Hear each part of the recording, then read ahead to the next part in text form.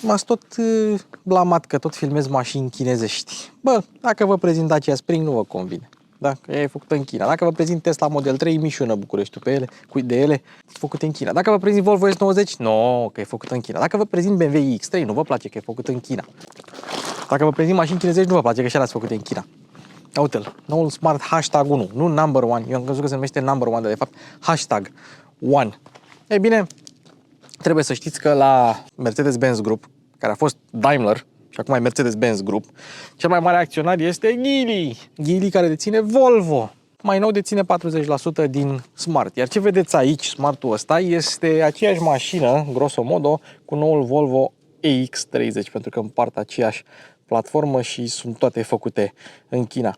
Dar uitați-vă cât de funky e și cât de mișto e. Sunt foarte puține mașini electrice funky. Știu că multe ar putea să fie interpretate drept funky, dar foarte puține mașini funky care te țin cu zâmbetul pe buze tot timpul. Asta e una din ele și vreau să le mulțumesc celor de la Autoclass Pipera. Mașina poate fi testată în rețeaua Autoclass, dar dacă vreți fix pe asta, se află în rețeaua Autoclass Pipera.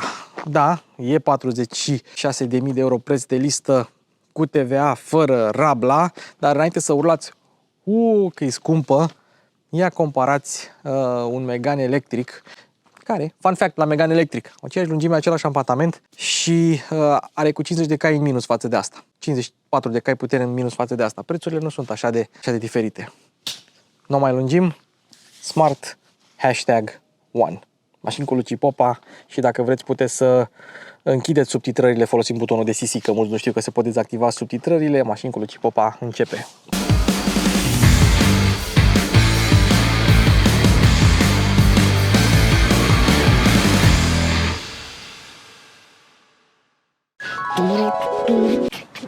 Ce faci, băi, Lucică? Ți-ai luat permisul? Bă, încă nu învăț să mi-l iau, abia aștept să mi-l iau. Păi de ce nu ești în casă să înveți? Păi bă, nu mai trebuie să învăț, că am aplicație aici, aplicația DriveRo. DriveRo, ce aplicație e aia? Bă, e o aplicație care are nota 4,8 pe App Store, merge și în Google Play și este aplicația perfectă de chestionare auto pentru cei care vor să-și ia permisul, ca mine. Poate într-o zi o să mă fac jurnalist auto sau vlogger, ca Shelly. Și partea cea mai mișto este că are și întrebări pentru B, pentru A, pentru C, pentru E, pentru toate categoriile. Și îți simulează niște examene și întrebările nu se repetă până nu se termină cele 1200 de întrebări. Bine, asta la 1200 doar la B, dar vă dați seama câte mai sunt și la celelalte categorii. Și dacă tu știi, de exemplu, semnele de circulație, dar le ai prost pe mecanică, pe conduită preventivă și le greșești pe alea, după aceea îți dă întrebări din acele categorii ca să înveți mai bine. Sau poți să intri tu după aceea la categoria X și să repeți întrebări din acea categorie. De exemplu, sensuri giratorii. Cine n-a mai inventat sensurile giratorii n-a fost sănătos la cap? Wow! Pot să mă programez la examen direct din aplicație. Incredibil! Și când am avut nelămurire, am intrat pe grupul de Facebook al aplicației și m-am lămurit, băieții, imediat. Și de unde știi când ești pregătit să dai examenul? Păi este simplu, că are un algoritm care în funcție de activitatea ta de pe aplicație îți spune șansele tale de promovabilitate. În momentul în care ai 75% șanse de promovabilitate, te duci la examen ca bossul, așa cum o să mă duc și eu în august 2009. Și dacă ești babalâc așa pe la 25-27 de ani și îți ia poliția permisul și ai nevoie de redobândire, e bună aplicația și pentru asta. În cazul ăsta, mult succes la examen, băi, Lucică. Mulțumesc și pentru voi, linkul în descriere cu aplicația DriveRo. Baftă la examen! Uhu, ne vedem pe șosele în 2010! Smart Hashtag 1, un crossover subcompact electric. O să rămâneți surprinși la capitolul putere. Dar uitați-vă ce dans mișto are la LED-uri, luminile de zi și farurile. Cyber Sparks LED Plus. Niște LED-uri adaptive, o să facem proba de condus pe noapte, o să vedem toate funcțiile sale. Și dacă vreți și semnalizările, aici, partea asta de lumină de zi se duce și o să rămână doar asta și cu banda asta LED care traversează toată lățimea mașinii. Mașina a fost desenată de către Mercedes-Benz, făcută pe o arhitectură de Geely și împarte platforma, v-am spus, cu Zeekr X și cu Volvo EX30. Tot ce înseamnă design exterior-interior a fost Mercedes-Benz. În aceleași studiouri unde se fac Mercedes-Benz EQ-urile, adică versiunile electrice. Acum, hai în spate! Semnalizările pe două blocuri diferite și banda LED cu dansul ăsta. Și acum vin încoa, eu îi pun pozițiile Bun, și acum avem pozițiile și uitați-vă ce efect 3D au stopurile, foarte interesant. Emblema Smart aici și vreau să mai testez o chestie. Dacă deschidem portbagajul, observăm că mai rămân doar semnalizările acestea și astea nu se sting de aici, de sus, rămân pornite. Ceea ce înseamnă că din punct de vedere legal acestea sunt suficiente ca să semnalizeze, chiar dacă ele sunt un pic mai lungi. Banda LED frumos aici, al treilea stop de frână și jos mai avem reflectoarele și marșarierul. Ce e interesant la Smartul ăsta este că acolo unde setezi auto, fază scurtă, fază lungă, poziții și așa mai departe, nu există lumina de ceață pe puntea spate. În față n-are nevoie pentru că sunt integrate în bloc și se aprind automat. În spate ai ceață care se activează, trebuie să intri în meniu setări, lumini și rear fog lights, doar acolo le aprinzi. Și acum hai să vă mai arăt o chestie. Eu mă depărtez de mașină, are ușile închise, mânerele sunt trase. Dacă mă depărtez, mașina se încuie și ia fiți atenți aici. Și acum dacă mă opresc, mă apropii, are altă luminiță la deschidere și la închidere. Pentru că are două luminițe la închidere și la deschidere, ți-o alegi tu pe care o vrei tu. Având un pachet de baterii, mașina nu are o gardă la sol foarte mare, 18 cm. E decentă pentru genul ăsta de mașină. Aici în față avem vreo 24 de centimetri ca să nu zgârii bara de bordură. Am văzut borduri mai înalte de 24 de centimetri, așa că aveți grijă. Mașina e în limitele clasei. Eu Hyundai Kona tot pe acolo are garda la sol și aici în față tot cam atât are. Avem o grilă interesantă și de data asta chiar este o grilă, deși este majoritatea plină. Radarul frontal aici. Aici mai avem câteva prize care sunt false, camera frontală și botul deja l-ați văzut. Capota, dacă se vede, se varsă așa peste aripi. Dacă vă vine să credeți, doar partea asta este aripa propriu-zisă, pentru că restul face parte din capotă. Emblema Smart e mare, cred că e cea mai mare emblemă de Smart pe care am văzut-o vreodată. Și aici avem niște prize de aer adevărate care realizează efectul de outwash, care trimit aerul în direcția asta, în direcția exterioară. Mașina are un coeficient aerodinamic de 0,29. Pentru o mașină de genul ăsta este ok. Mai ajută și suprafața frontală destul de micuță. Evident, Smarturile nu mai sunt mici cum erau odată. Mașina asta e cam ca un Megane electric și ați văzut Meganul electric peste tot, și la înălțime, și la lățime, și la lungime. Din rațiuni de business s-a luat această decizie. Lumea vrea crossovere, nu mai vrea mașini micuțe și smart.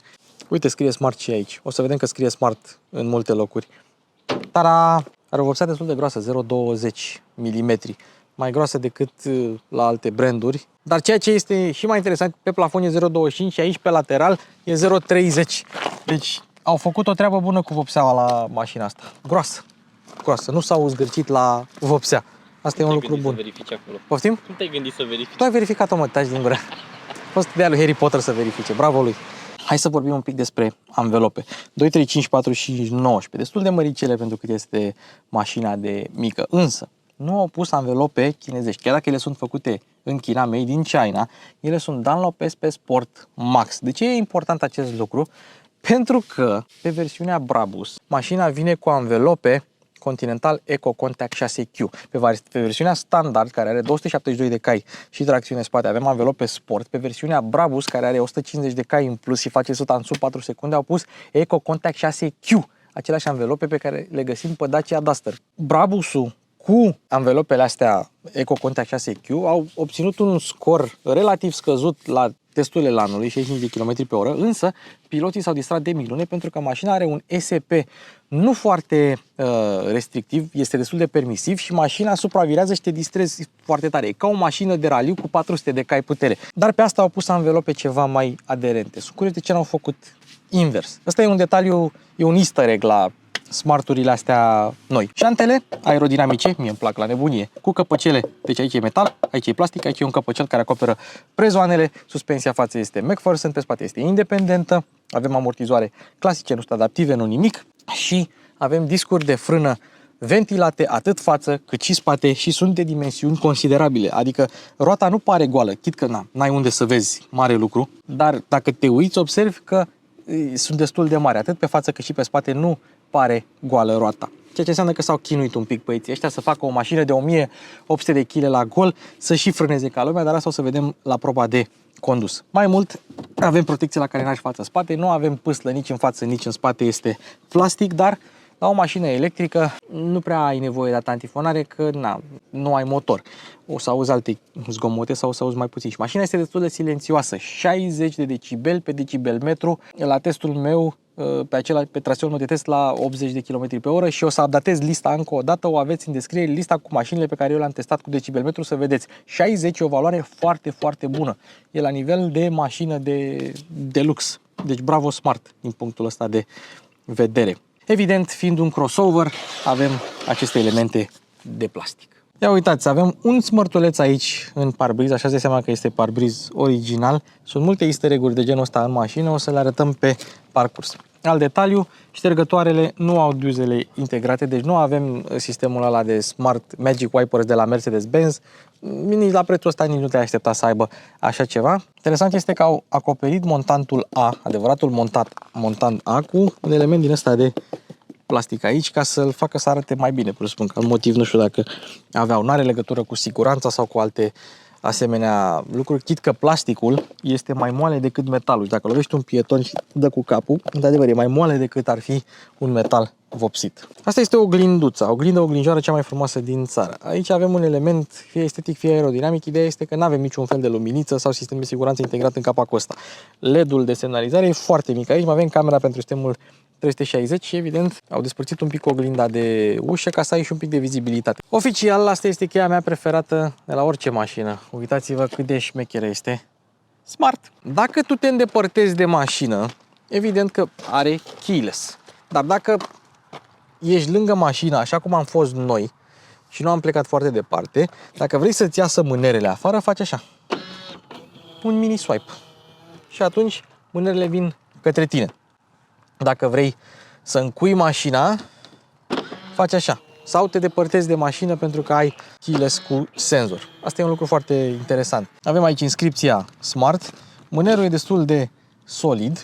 Și aici avem primul loc de băgat cheia. Da? Ok. Dacă ne uităm atent, mașina nu are rame la geamuri.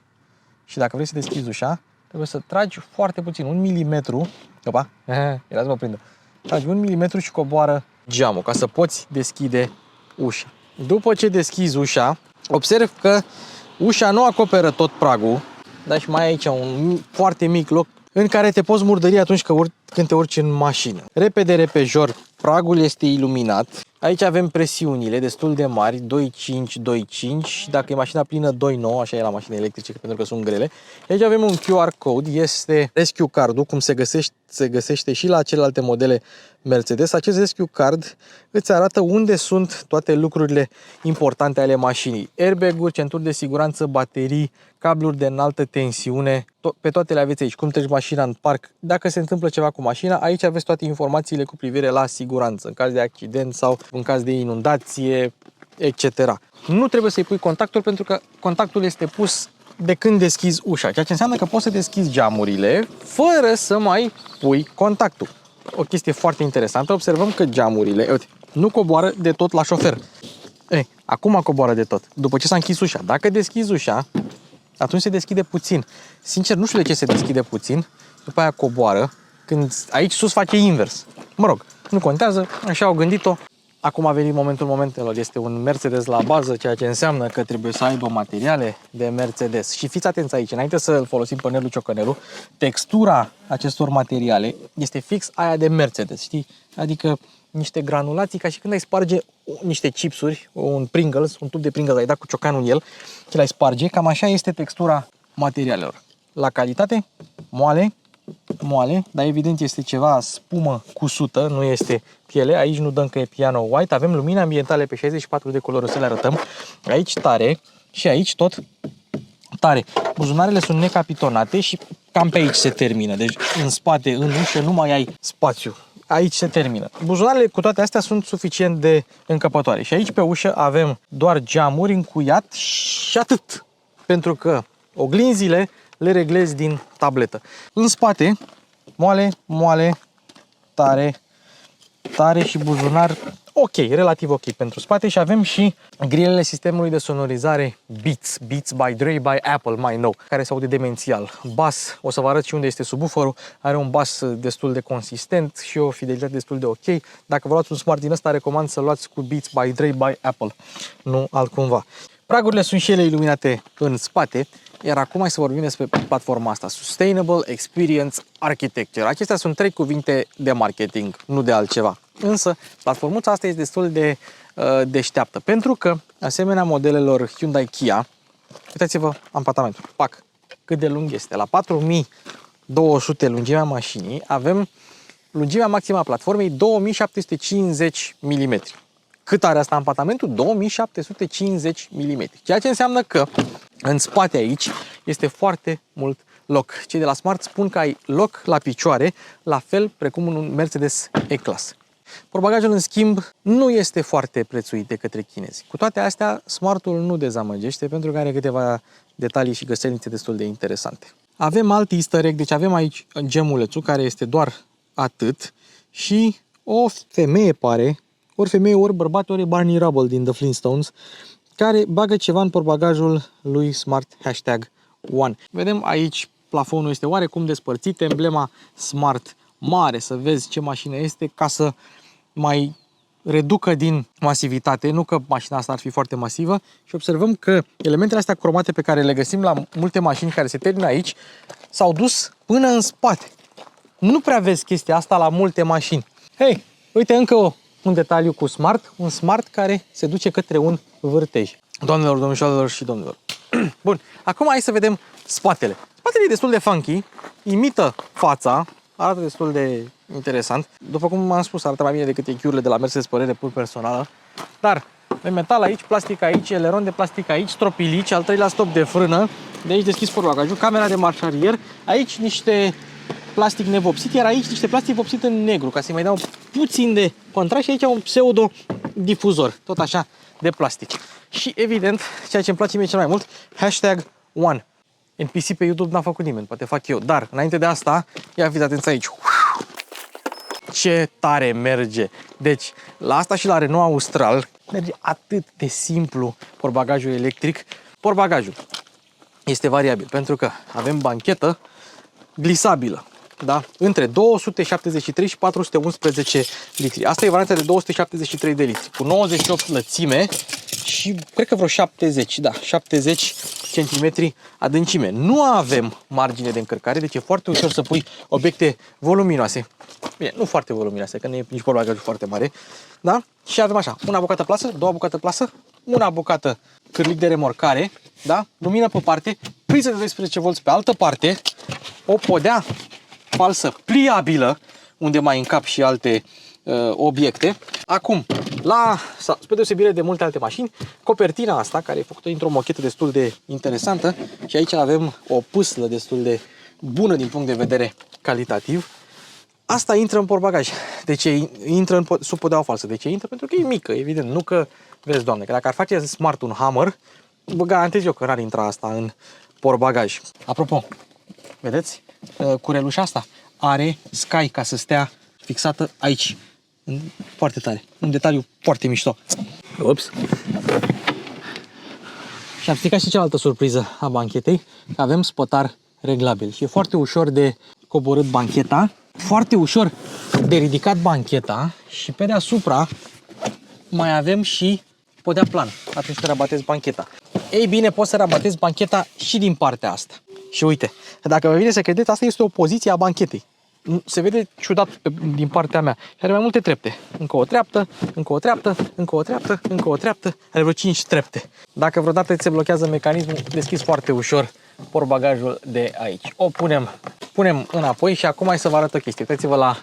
Nu, întâi la asta. N-ai voie să tractezi mașina asta cu roțile pe asfalt. Deși, asta fiind versiunea cu tracțiune spate, ai putea să o tractezi cu roțile față pentru că nu sunt conectate la nimic. Dar Smart nu te lasă să faci asta. Observăm că avem o săgeată în jos la portbagaj și înseamnă că acest buton nu face altceva decât să închidă portbagajul. Iar asta, butonul ăsta de aici, nu face altceva decât să deschidă portbagajul. Evident că mai poți deschide și închide portbagajul din cheie și, dacă vrei să pleci, 2 amortizoare și antifonare la capotă pentru o mașină electrică. Foarte bine. Apoi, avem franc? Avem franc. Chiar dacă avem versiunea cu un motor sau cu 2, avem franc aici. Ia uite. Pac!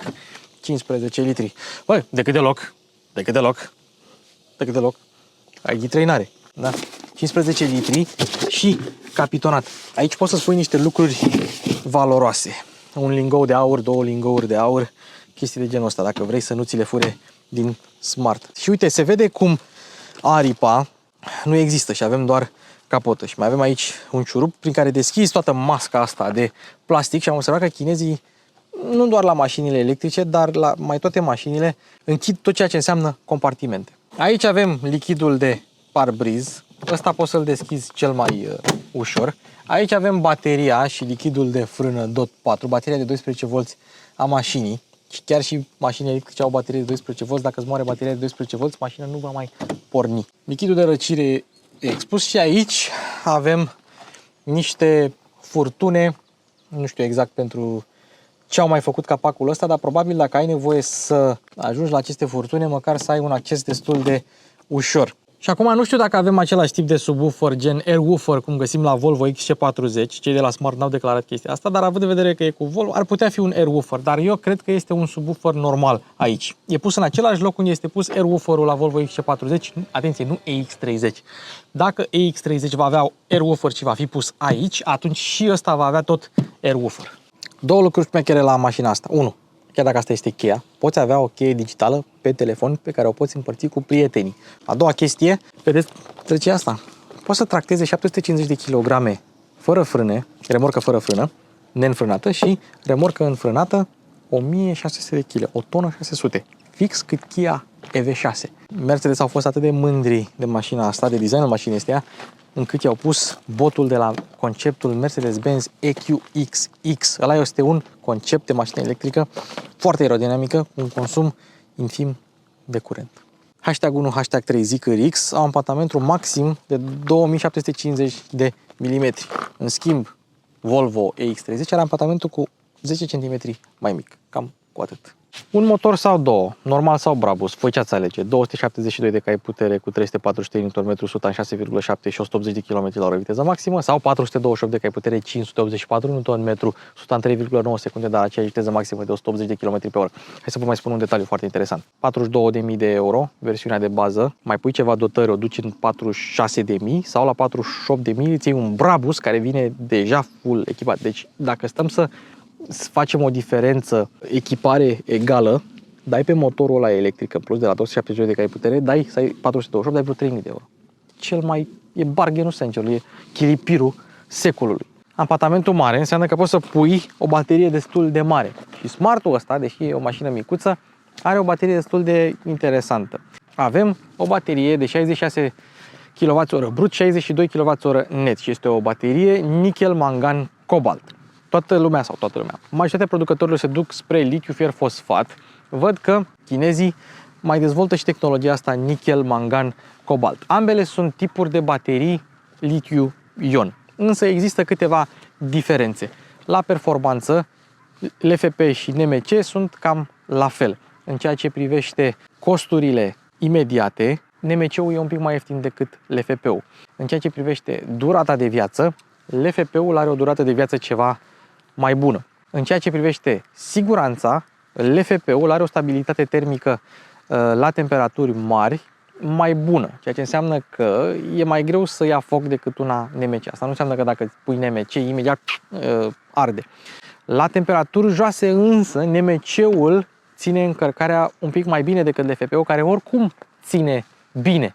Iar per total, cred că câștigă LFP-ul pentru că e un pic mai stabilă, chiar dacă e un pic mai grea și fiind mai grea, costurile de transport sunt un pic mai mari, de asta și costurile bateriei sunt un pic mai mari, dar durata de viață o fac să fie o baterie un picuț mai bună. Evident că o mașină electrică trebuie încărcată și aici o să vină petroliștii, dieseliștii, hibriștii și o să spună că nu vor să stea să încarce. Foarte bine. Nu vreți, nu stați. Unele versiuni se încarcă la 7,4 kW AC. Altele, mai dotate, cum e asta, se încarcă la 22 de kW, ceea ce înseamnă că o încarci în mai puțin de 3 ore la o stație de 22 kW, nu plătești nici prețul pentru fast charging și se încarcă și repede. Majoritatea o vor încărca acasă de la panouri solare sau la serviciu pentru că îți dă firma curent Moca. 150 kW DC, nici prea, nici foarte, e o valoare un pic mai bună decât la anumite LFP-uri sau on par cu anumite LFP-uri, 150 de kW, 10-30% în mai puțin de jumătate de oră, declară cei de la Smart. Observăm aici scurtăturile pentru lumini. Cei de la Smart au preferat să pună portbagajul electric aici decât să pună ceața. Ceața este pe tabletă și aici mai avem un loc pentru chestii micuțe, ca mine. Acestea sunt comenzile scaunelor, inclusiv suport lombar. Și la șofer și la pasager avem suport lombar. Intri în mașină, închizi ușa și cauți butonul de start. Nu-l găsești. Pui piciorul pe frână, mașina pornește și scaunul te pune în poziția ta de condus. Mașina e gata, pornită. Nu face nici bling, nici cling, nici nimic, doar pornește. Pui în drive și ai plecat. Acesta este tabloul de bord, dar nu asta vreau să vă arăt acum, ci consumul. Consumul meu este 12,7 kWh la 100 de km, echivalentul a unei autonomii de 488 de km.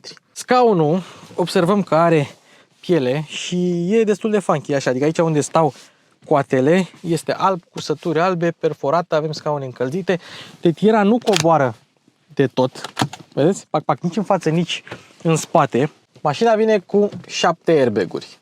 2 față, 2 cortine, nu există cortină față, cortină spate, 4. 6 cele laterale și unul central aici, pentru ca pasagerii să nu se lovească cap în cap în cazul unui impact lateral. 7 airbag-uri, mașina a luat 5 stele la testele Euro NCAP. Acum vorbim despre volan, care are multiple ajustări. Nimic greșit aici. E destul de grosuț, dar are decupaje. Singurul lucru care mă deranjează la volanul ăsta este faptul că are decupajele aici, da? Și nu le are aici unde stau degetele natural. Aici, în schimb, dacă vrei, ai 2 găuri pentru șuruburile unde se montează volanul. Sau, mă rog, butoanele de pe volan. Dar asta e altă mâncare de pește. În rest, nu am nicio problemă. Butoanele de pe volan sunt mari, comenzile sunt clare, iconițele sunt clare, frumoase, iluminate, până și emblema Smart este iluminată, este teșită aici jos și avem cusături destul de drăguțe. Schimbătorul de viteze, dacă este să mă întrebați pe mine, simte mai mișto decât la Mercedes, comenzile sunt aceleași și aici la fel, aceleași comenzi precum la Mercedes. Aici avem camera frontală care detectează atenția șoferului și credeți-mă, dacă se întâmplă să iei telefonul în mână, dacă te uiți în altă parte, imediat îți spune ochii la drum! A venit momentul să testăm materiale la interior, da? Și aici avem o spumă cusută, moale, se vede, da? Aici, evident, tot ce înseamnă alb, da? Aici avem un contur cromato-plasticos, adică se vede că e plastic, dar este cromat. Aici avem moale, chiar dacă e un pic mai tare, și aici tot moale, dar un pic mai tare, și aici mai moale. Și fiți atenți aici, vedeți? Asta chiar e piele peste ceva, sau mă rog, imitație de piele, pentru că dacă dai așa, se vede cum se mișcă pielea. În general, materialele sunt bune, finisajele sunt ok, nu se mișcă consola asta, am văzut la Mercedes EQS și EQS că se mișca această consolă. Aici, având o consolă similară, vedem că asta nu se mișcă. Hai să continuăm cu spațiile de depozitare. Avem aici un spațiu destul de vast sub consolă pentru diverse obiecte pe care nu le vrei la vedere, cum ar fi o geantă a unei doamne. Aici avem wireless charging, priză de 12 și 2 USB-C-uri. Continuăm cu fața. Ce față? Uite asta, Mercedes de obicei îți dă câte o față. Dar, în general, în spate, aici, la gurile de ventilație, îți dă câte o față. 2 ochi și gura. Aici avem 2 suporturi de pahare cu bază cauciucată și un suport pentru, probabil, un telefon. Și da, mai avem încă un spațiu de depozitare. Cotiera. Se ridică până aici. Dar, după aia, o ridici tu și o pui absolut unde vrei. Are un spațiu pentru cardul de încărcare. Dacă ai un card la renovație, spre exemplu, și vrei să stea tot timpul în mașină, aici e spațiu pentru cardul de încărcare. Scrie aici, charging card. Suport de ochelari, capitonat, frumos, respect. Torpedoul este iluminat, amortizat, dar din păcate necapitonat. Ok, hai să vorbim despre ergonomie acum. Geamuri și încuiere-descuiere, faruri, portbagaj, butoanele de pe volan, foarte ok. Avem parasolar cu luminiță, parasolarul nu este extensibil și copertina o reglezi de aici. Oglindă antiorbire cu ramă din asta de cauciuc. Toți senzorii mașinii îi avem aici. Îmi place oarecum simplitatea, îmi place că ecranul este ușor de atins. Ergonomia este în general bună. Ce mai trebuie rezolvat la ergonomie e ăsta de volum și luminile de ceață pe spate. Observăm luminile ambientale, o să le arătăm la momentul respectiv, dar vreau să vă arăt doar o singură chestie. Hello Smart. În momentul în care vorbești cu asistentul și el vorbește, se schimbă lumina asta în culoarea albastră. Acesta este head-up display-ul, destul de mare, destul de funky și poți să-i setezi grafica, poți să setezi înălțimea, brightness-ul și poți să-l treci pe Snow Mode. Și dacă îl treci pe Snow Mode, e bine, atunci așa se vede dacă ai avea zăpadă în față. Acesta este tabloul de bord. În stânga ai putere și regenerare, procentaj, kilometri, vitezometru, lumini, indicatoare rutiere, pilot automat. În centru ai planeta și blind spot-ul, timpul, tripul, da, îl vezi de aici și dacă dai pe trip, pe butonul de trip de pe volan pe care l-ați văzut mai devreme, atunci aici vei avea melodia. Dacă dai pe drive, atunci vei trece în modul drive și dacă semnalizezi, se întâmplă chestia asta. Acesta este ecranul principal care este absolut drăguț. Avem câteva scurtături în zona asta de jos. Avem oprire, probabil sunet, climatizare pe auto, dezaburire max, avarii, care e un touchscreen, dezaburire spate, moduri de rulare și aici avem setările probabil cele mai importante. Lane Assist, Auto Hold, fren de parcare electrică, regenerarea, Rear Fog Light, da, de care v-am spus că se reglează de aici, dar nu poți, dacă nu e mașina în drive, nu poți să folosești Rear Fog Light, ceața pe spate. Hill Descent Control, SC Off și E-Pedal, adică One Pedal Driving. Continuăm cu meniul climatizării. Da. Avem AC, Max, Auto, Eco, treptele ventilației, Auto. Aici avem o chestie, avem External, Internal și Auto. Bun. Apoi avem Unsync, dar nu e pornită ca să avem sync. Temperatura avem aici, scaunele încălzite le avem aici. Dacă apeși de mai multe ori rapid, nu se va dezactiva, trebuie să aștepți să-și facă tot clicul. O oprim din nou, mergem la setările climatizării, Cabin Overheat Protection. Dacă se supraîncălzește interiorul când mașina stă, se va răci, evident, ca până la un punct să nu golească bateria. Mergem la Air Quality, că mașina asta are un AQS, Air Quality System. Air Quality System care, 1. Smart Air, da? Această funcție pornește aerul condiționat, reduce PM-ul și îmbunătățește calitatea aerului. Și mai avem Deodorization, care îți arată o vulpe. Vulpea este personajul mașinii și dă clima în blană după ce vulpița, între ghilimele, a tras un pârț ca să curețe aerul. Deci dacă ceva miroase urât în mașină din vari motive, făcând chestia asta, vei da afară cât mai repede acel miros. Alte chestii drăguțe aici, avem așa. Avem widgeturi. Uite, avem widgeturi. Trip, presiune, consumption, muzică, tot ce vrei. Poți să mai ai widgetul de vreme dacă vrei. Widgetul de vreme se poate mări. Dacă dai pe pământul ăsta nu se întâmplă nimic. Dar dacă apeși aici, poți să vezi scurtăturile navigației. Aici avem harta mașinii. Da, navigația mașinii cu diversele sale funcții.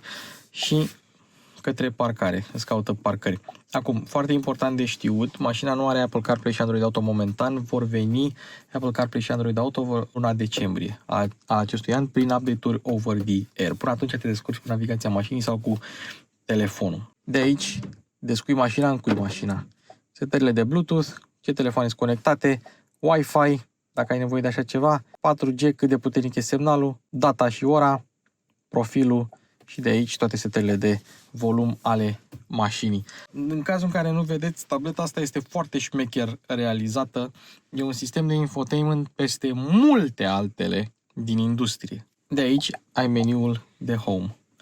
Și dacă apeși de mai multe ori, poți să vezi Memory in Use, Total Capacity, da, și Delete, Media, Apps, aplicațiile deschise. Asta este practic o tabletă cu 128 de giga de stocare. Dacă apăsăm aici, ne duce în navigație. Asta v-am arătat. Dacă apăsăm aici, ne duce în media. Dar după cum vedeți, s-a încărcat în RAM pentru că eu am ieșit de acolo. Online, da, mașina vine cu Spotify integrat, Bluetooth, USB, egalizator, Beats by Dre, 13 difuzoare, un subwoofer, se aude foarte bine, egalizator, dacă ai nevoie de așa ceva, E un sistem foarte bun, îmi place. Și poți să focalizezi tu în ce parte să focalizeze sunetul. Asta e foarte tare. Deci asta cu media. Dai înapoi pe media și te duce iar la melodia la care erai și ce telefon și ce muzică asculti. Acestea sunt camerele 360 de grade și poți să-i dai 3D sau 2D. Și dacă vrei să-ți faci schimb între camere, tot ce trebuie să faci e să dai swipe aici. Ok. Please pay close attention to your surroundings. Ok. Poți să schimbi unghiurile și de aici, dacă te interesează unul anume, nu vrei să dai swipe. Aici ai unghiurile moarte, cum ar veni. Te duci aici la More Angles. Ia uite, mai multe unghiuri. Da? Mai avem parcare automată și mai avem și setări. Blind spot, steering link, front collision warning, park distance control. Ok. Ce mai este interesant? Ups, hai să dăm înapoi la camere. Deci 3D, 2D. Și dacă te duci la 3D, evident că poți să faci între. Însă ia fiți atenți aici. Ați văzut deja semnalizarea este doar partea de sus. Dacă dai aici, au pus semnalizare pe și sus și jos. Chiar dacă se vede greu, se vede că e și sus. De fapt, stai că sus oricum e. Se vede că e jos. Semnalizarea la Smart, iar pe spate se vede. Bun, alte detalii interesante. Poți să vezi în mașină, da? Ușa se deschide, vezi detaliile ușii, nu dispare camera dacă deschizi ușa, închide ușa, ai închis ușa, vezi prin mașină și dacă ai un unghi suficient de bun, poți să vezi prin parbriz imaginea camerei. Adică s-au chinuit să poți să vezi prin modelul mașinii care este format aici. Ceea ce e foarte, foarte bine gândit. Dacă dai aici, avem niște scurtături. Odată, oglinzile, la ventilate se vor deschide geamurile foarte puțin. Problema este că ele nu se vor închide și trebuie să-i dai tu după aceea prin comandă vocală. Apoi wireless charging, head-up display, senzor de parcare, reading lights, power off. Mașina se oprește, acum e pornită, așa oprește, așa îi tai contactul dacă vă vine să credeți. Și approach unlock, când te apropii de mașină ea să se deschidă. Apoi poți să schimbi luminile ambientale de aici, ceea ce e foarte drăguț. Evident ai mai multe opțiuni de atât, doar, astea sunt doar câteva scurtături. Și aici poți să faci câteva chestii, să intri în câteva moduri. Avem Entertainment Mode, dar șoferul pleacă, dar trebuie să rămână mașina pornită pentru pasageri. Eco Plus Mode, îți taie, pe lângă modul Eco, îți taie și climatizarea, luminile ambientale și evident mașina este pe Eco pentru a păstra cât mai multă baterie pentru a merge cu mașina. Eco Plus Mode.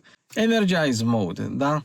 Când acest sistem este pornit, sistemul va porni climatizarea și lumina ambientală, astfel încât să te trezească. Am mai văzut asta la BMW și la alte mașini. Rest Mode. Pe Rest Mode, scaunul va fi pus într-o poziție ca tu să poți dormi ușor. Plafonul panoramic va fi închis, luminile de interior vor fi oprite, ca tu să dormi cât mai ușor. Hai să facem și o demonstrație. De nani, noapte bună.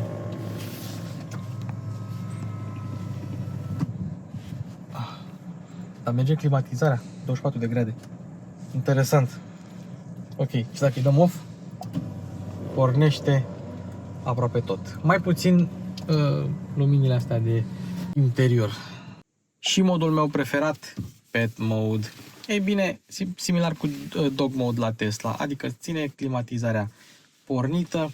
Display-ul, culmea, va intra într-un standby mode, screensaver mode, ca câinele tău sau pisica ta să nu dea cu lăbuța pe ecran și să-ți activeze funcții la mașină. Ceea ce e foarte drăguț. Caz în care recomand să spui o folie pe tableta asta. Dar da, Pet Mode for the win. Uite cum se joacă vulpița cu mingiuca, foarte tare. Acum, hai să mergem la aplicații, energie, charging, da? Poți să selectezi tu limită de încărcare, cam cât vrei tu, și îți arată și o estimare a autonomiei în funcție de stilul de rulaj. Apoi poți să ai daily trip mode, se încarcă până la 90, long trip mode se încarcă până la 100%, programare și poți să reduci amperajul de încărcare la mașină. Asta e foarte mișto. Dacă vrei să protejezi durata de viață a bateriei, și e o chestie pe care și eu aș face-o. Aș reduce amperajul dacă aș încărca acasă. Apoi, asta este computerul de bord. Last charge, fast trip, da, chestii de genul ăsta și probabil cea mai tare funcție este asta. Îți arată cât ai regenerat, 4 kWh. Foarte tare. Îți arată și pe ce ai consumat bateria și Smart Alerts for Current Info. Dacă vrei să intri în App Drawer, cum s-ar spune, poți să faci și așa, cu swipe. Help, nu ne interesează, Settings e cel mai stufos meniu, o să-l intrăm în el imediat. Telefon, SMS, dacă îi pasă cuiva. Aplicații, poți să cumperi Candy Blast, un fel de Candy Crush. E un magazin de aplicații, poți să-ți iei jocuri dacă vrei să te joci când încarci. Automatic Parking, User Manual și Spotify, care a fost downloadat sau care cred eu că a venit cu mașina. Și acum cel mai stufos meniu. Avem Quick Controls, regenerare, Tailgate, Open, Height, Close, simplu, Power Steering, cum să fie, Auto, Light, Medium, Heavy, Lock Windows, Door Mirrors, dacă vrei să le setezi, copertina, Head-Up Display și scaunul pasagerului. Acum eu îl duc pe Harry Potter în locuri în care n-a fost niciodată. Da. Mergem la lumini ambientale și poți să customizezi tu, poți să dai single, dual sau theme și sunt teme prestabilite. Și aici mai avem Welcome Lights, Avatar Interaction Lights, Air Vent Lights, Range Reminder Lights și așa mai departe. Luminile ambientale îți vor spune, de exemplu la Air Vent Lights dai mai rece, se fac albastre, dai mai cald, se fac mai roșii și așa mai departe. 64 de culori. Luminile ambientale sunt inspirate de la Mercedes. Mercedes face cele mai tari lumini ambientale. La revedere, au câștigat acest joc cei de la Smart. Apoi mergem la lumini. Farurile Matrix LED pot avea funcție adaptivă sau nu. Le reglezi tu de aici. Și Rear Fog Light la fel. Stellar Mode, să se aprindă farurile și luminile de zi în același timp. Reading Lights On, Welcome Lights, Environment Lights, da? Courtesy Lighting, Approach Lighting, tot felul de lumini le poți selecta tu aici în funcție de preferințele tale. Foarte tare îmi place chestia asta. Apoi mergem la display. Day Mode, ceea ce nu-mi place mie, că se face totul alb. Vehicle Backlight, ăsta este tabloul de bord. Central Display, la fel, se poate seta luminositatea, e foarte bright acest ecran. Display Priority, Prioritize Music, Prioritize Navigation, depinde cum vrei tu, și Screen Cleaning. Screen Cleaning nu mai merge nimic, da? Cu excepția avariilor, da? Driving Assistance for Collision, Rear Cross Traffic Alert, Door Opening Warning, Lane Departure Warning, Parking Emergency Brake, adică să nu lovească obiectele de care te putea tu lovi în parcare. Și la Assistance avem așa, Blind Spot Detection, Automatic Lane Change Assist. Ăsta trebuie să-l pornești la fiecare plecare la drum, să schimbe banda singură dacă semnalizezi când ești pe pilot automat. Automatic Speed Adjustment, Speed Limiter Reminder, Speed Limit Awareness Warning, ok. Vehicle Settings, Driving, da? Sistemul de monitorizare. Dacă te deranjează și mă deranjează, l-am închis. Steering Wheel Recentering, ăsta monitorizează când trebuie să îndrepți volanul și dacă îți spune că trebuie să îndrepți volanul, trebuie să-l îndrepți. SP Off și Towing Mode. Vehicle Control, Find My Car, asta e foarte tare. Horn and Flash, Flash Only, dacă vrei să îți găsești mașina. Easy Entry și toate setările de oglinzi. Da? Approach to Unlock, Double Click, Keyless Entry, All Doors, Unlock Vehicle on P-Gear, să descui mașina când este în park, Lock Sound, adică brăp-ul ăla, Power Off și așa mai departe. Power Off e să oprești mașina. Și setări pentru confort, cât de mult să stea scaunele căzite pornite. Vehicle Condition, License Plate, tu poți să spui un număr de matriculare aici dacă îl uiți, presiunea în anvelope, ștergătoarele, poziția de siguranță, 112 e-call, private e-call, dacă nu vrei să suni la 112, Tire Status is Good, îți măsoară uzura în anvelope, asta este foarte tare. Tire Pressure, Tire Temperature, cred că e doar în funcție de kilometraj și resetezi tu chestia asta, nu cred că îți măsoară neapărat uzura. Și peste 300 de zile sau 22.000 de kilometri, adică o dată pe an sau la 30.000 de kilometri se face o revizie, verificare a mașinii. Mergem la System și avem aici System Version 23, 30, nu știu ce, nu știu cum. Ce trebuie să știți este că este versiune europeană și este versiunea 1.2.0. Cum îți dai seama, pe lângă faptul că are Screen Cleaning, poți să pui acum și, ia uite, olandeza și norvegiana ca și limbă și poți după aceea să le downloadezi. Notificări, limbă și unități, le selectezi de aici și Privacy Settings, Car Location, Weather, Navigation, Voice Recognition, Spotify și așa mai departe. Spotify fiind aplicație default a mașinii. Și cam acesta este sistemul de infotainment cu vulpița. Apple CarPlay și Android Auto vor veni când vor veni? În decembrie. suntem în spate. Fiind o electrică, podeaua e mai mare, ceea ce înseamnă că la unele electrice stai cu genunchii la urechi. La asta nu stai, stai foarte bine. Scaunul este dat la maximum în spate și tot ai loc la picioare. Plus plăsuță. Spațiul la cap este și el suficient. Fiind o mașină chinezească, locul în spate va fi mereu. Materialele le-ați văzut, luminile ambientale, mâner și cârlig la ușile din spate și la mâner la ușa pasagerului. Bancheta este destul de confortabilă, destul de profilată. E un lucru bun asta, ia uite. Ce? Ce față a făcut Harry Potter? Da. Scezutul este glisabil. Ce interesant, nici în față, nici în spate nu poți să dai jos de tot tetierele. N-am înțeles de ce, doar în centru aici puți. Avem o gură de ventilație USB-A, USB-C și aici, ca la Mercedes, un spațiu de depozitare acolo. Da. Cotiera, două suporturi de pahare, ski hatch, ați văzut deja chestia asta.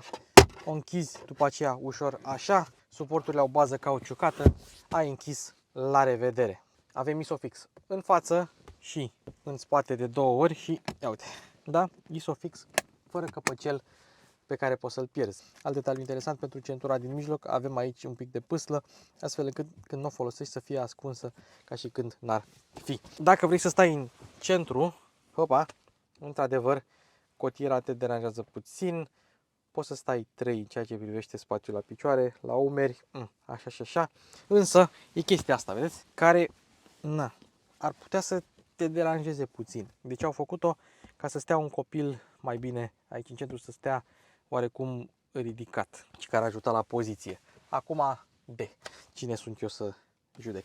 Podeaua este aproape plană, da? Mă așteptam să fie plană, dar nu e aproape plană, sunt curios de ce. Probabil are legătură cu ceva cabluri care trec din față în spate. În rest, cablul de la baterie. În rest, cam asta este. E o banchetă spate foarte mișto. Mi-ar fi plăcut 1. Banchetă încălzită, 2. Volan încălzit. N-a fost să fie de data asta, dar măcar avem centuri reglabile pe înălțime și uitați-vă tetierele la Smart cât de mișto sunt, cât de funky sunt. Self-select. Perpendicular. Ok. Uite, a găsit un loc. Start. Bă, ce simplu. Dacă e să ne luăm după... e cam strâmb. Dar așa a văzut el. Nu mai trebuie să mai schimb nici treapta de viteză. Nimic. Nici să pui frână, nici să nimic. A găsit el un loc așa în mijlocul parcării care e un pic strâmb. Dar merge excelent. Opa. You can near patch. Gata. Și-a parcat. Bă, cum a vrut, a parcat și a parcat excelent. Probabil de asta avem buton de parcare fix pe volan, ca să parchezi cât mai ușor. Dacă ar fi mai drept, ar fi super. Am două chestii să vă arăt. 1. În momentul în care semnalizezi, îți apare o mini cameră 3D bird's eye view aici. Foarte tare. Altă chestie, semnalizezi stânga, se aude în boxa din stânga. Semnalizezi dreapta, se aude în boxa din dreapta. Sper să se audă și pe cameră. Și dacă pui avariile, atunci se aude din ambele boxe. Îmi pare rău că nu avem varianta Brabus să facem 103,9 secunde, dar avem varianta non-Brabus care face 106,7 secunde. Hai să vedem. 3, 2, 1. Woohoo! 30, 40, 50, 60, 70, 80, 90, 100. Woohoo! Și s-a activat. S-a activat și faza lungă automată, mă rog, partea asta de Matrix LED și adaptiv. Foarte tare. Ia, are lag? Are lag! Au făcut-o cu un pic de lag așa. Deci nu e, tu știi? Ia, dai. E luat ceva. Interesant, au făcut-o cu lag. Dacă mergi pe eco, n-are lag. Dar are un sistem din ăsta de protecție împotriva apăsării accidentale a pedalei de accelerație. Am spus că la 80 la oră mașina uite, am trecut-o pe eco. Mașina a obținut 60 de decibeli, foarte silențioasă. Poziția la volan poate să fie înaltă, poate să fie joasă. Scaunele mă țin bine, oglinzile au vizibilitate bună, până și în spate ai un pic de vizibilitate. Montantul ce e un pic mai gros. Vizibilitatea laterală, parbrizul e imens. Chiar dacă ai linia geamurilor destul de înaltă, ai foarte multă sticlă în zona asta. Aici în stânga ai un oarecare unghi mort către stânga, dar e ok că ai o despărțitură între oglindă și montantul C. nu prea am ce să-i reproșez la capitolul vizibilitate. Ia fiți atenți aici. Dacă din întâmplare ai avertizorul de bandă pornit și ai... Uite, de la o viteză încolo. Aia era șmechirea, era de la o anumită viteză încolo.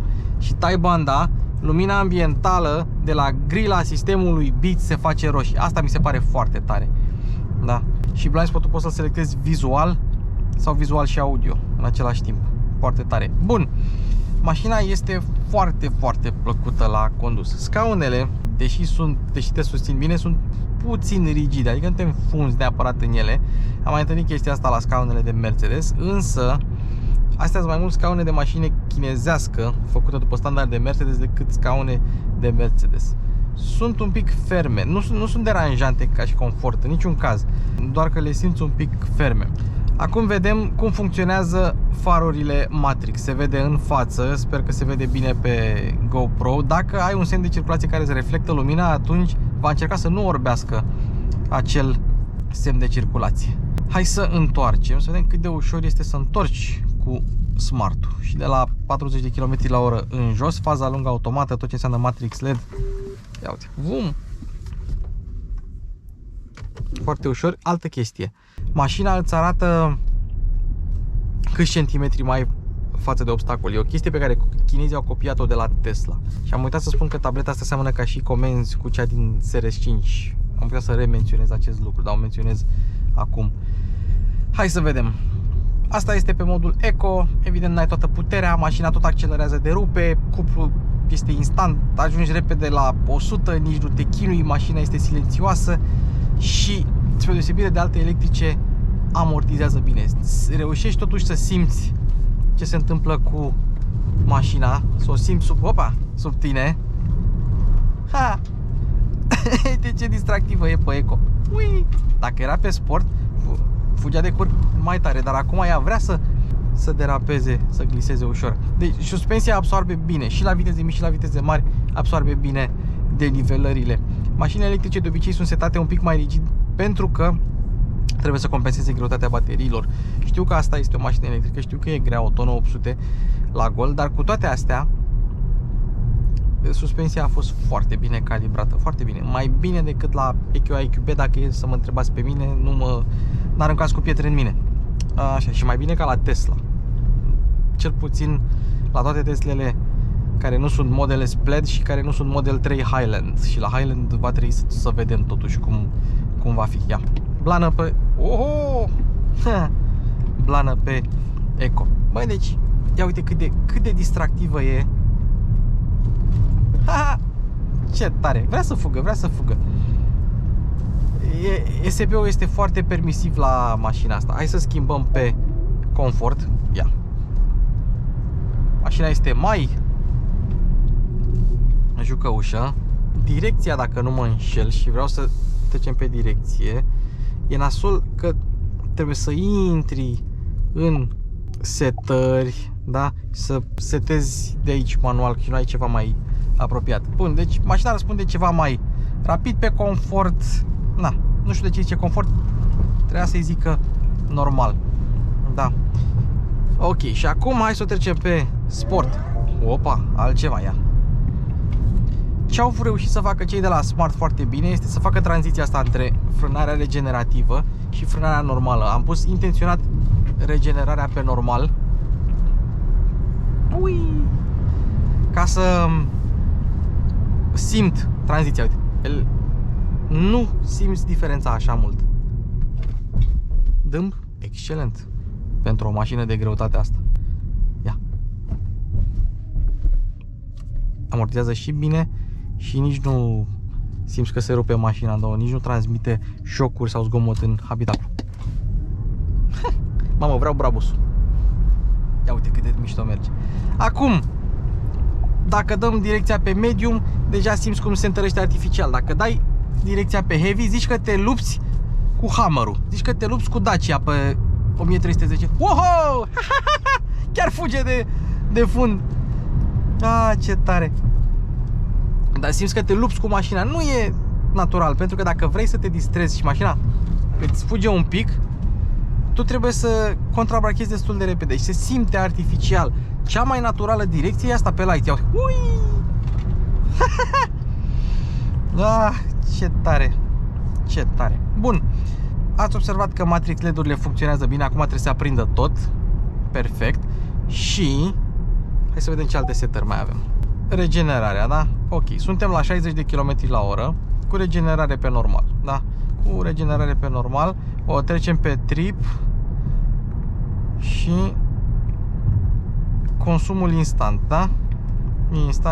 Instant. Scoatem regenerarea și avem maximum 10, minus 29, minus 44, minus 54 kWh, minus 58, minus 61. Please pay attention, drive carefully. Haha, m-a prins. Da? Deci minus 61. Dacă îi dăm pe regenerare strong și dăm iar la 60 de km pe oră și avem așa, cât e pe minus? 70. 77. 76. Deci cam 76. Între 60 și ajunge greu sau 77 și ajunge repede la regenerarea asta. Sunt curios dacă schimb modul de rulare, dacă regenerarea este diferită. Da, trecem iar la 60 la oră. Mai greu, că nu suntem pe sport. Și îi dăm. Pare să fie la fel totuși. 61, 79, 87 e chiar mai puternică regenerarea pe Eco. Interesant. Da, deci are legătură. Și am simțit-o și eu că e un pic mai strong. Deci avem și consumul instant. Ce alte setări mai avem? SC off și e-pedal. E-pedal, evident, trebuie să aștept 10 secunde până merge. E-pedalul, da. Nu știu dacă regenerarea este mai puternică pe e-pedal. Știu doar că dacă îi dai confirm, ia 60 și ieși din ea, tot cam așa, 80 și ceva, similar, însă de data asta se oprește, autohold-ul s-a activat automat. E-pedal-ul îți activează autohold-ul automat, că nu ai cum să oprești mașina pe e-pedal fără să sporească autohold-ul, se și aude. Se și aude.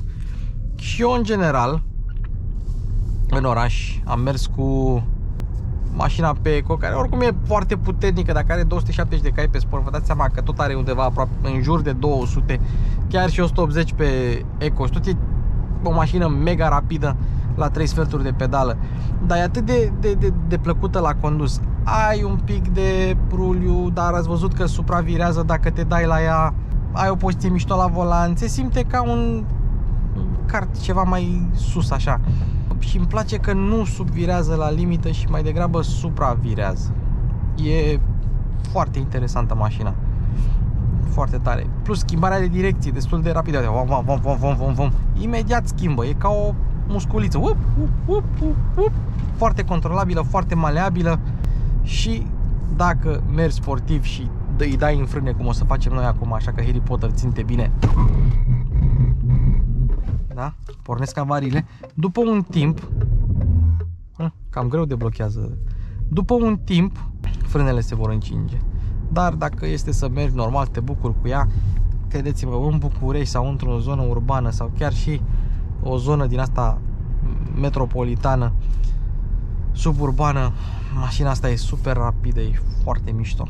Hai să activăm și pilotul automat, să vedem cum merge. Pilotul automat adaptiv, cu menținere de bandă, cu schimbare de bandă dacă semnalizezi. Mie nu-mi place chestia asta, am mai încercat-o la alte mașini. Vreau să văd, ia uite, keep hands on, de fapt îmi spune doar să țin mâna pe volan. Mi-a dat un volan de Lotus Elise pe care scrie Smart. Pip, pip, pip, pip, please hold the steering wheel. Nu este rezistiv, nu e capacitiv volanul. Smart Pilot Assist cancelled. E-pedal și frânează. Problema este că nu-ți ține nici banda. Vezi? Adică nu te ține centrat pe bandă. Și după aia te oprește. Dacă ai e-pedal, te ține. Și nici nu te bling, bling, bling, nu urlă la tine, știi? Deci cumva nu e intruzivă, nu vrea să te streseze. Și cam mai se termină episodul nostru. Smart, #1. Frate cu Zeekr X, frate cu Volvo EX30. Variantă Brabus există, dar nu avem noi. Ne mulțumim celor de la Autoclass Pipera că ne-au încredințat mașinuța. Eu am fost Luci, tricou și hanorace pe mașinculucipopa.ro. În descriere, grupul de Telegram cu abonații, o grămadă de surprize, giveaway-ul la 100.000 și testul de decibel. Harry Potter la cameră, Bogdan la editare. Ne auzim în rubrica de comentarii. Smart, #1, @mașinculucipopa. Se încheie.